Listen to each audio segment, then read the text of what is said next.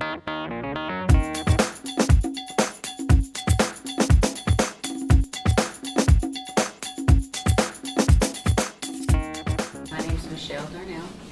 I was diagnosed with breast cancer last May, which at this point has been a year.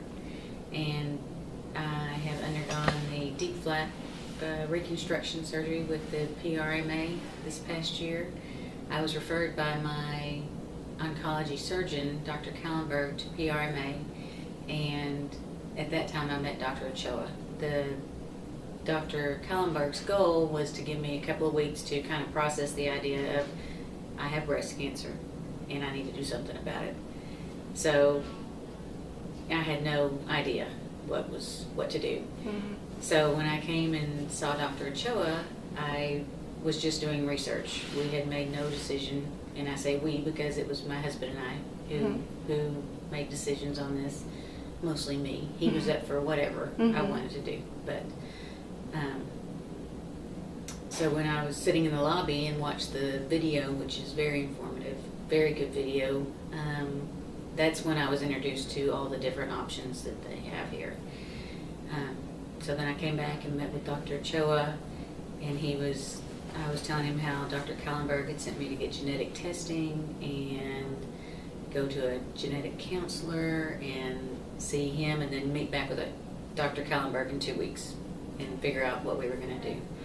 After speaking with Dr. Ochoa, by the time we got to the car and I was driving home, I had decided that I wanted to do the bilateral mastectomy with the reconstruction at the same time, which I think is a wonderful option because it's all done at the same time. You don't wake up, you wake up with breast, so you're never have the trauma of not having breast, and I think that was in one of the videos that they were speaking about.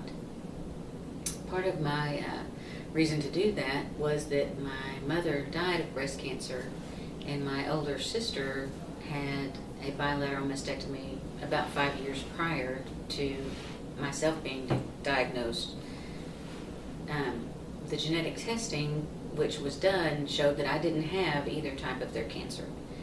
So not having their cancer, having something different, meant that my likelihood of breast cancer showing up again was very high, in my opinion. Nobody stated that to me. Nobody pushed that. Once we started the process, it was very quick. I had my surgery in September. In January, we had the nipple reconstruction. In March, I had the tattooing. And now I wear a swimsuit to the pool. This was a wonderful organization. They were very caring and helped me through all the way, along the way. If I ever had any questions, I would call and ask, and they were always willing to answer, and that was wonderful.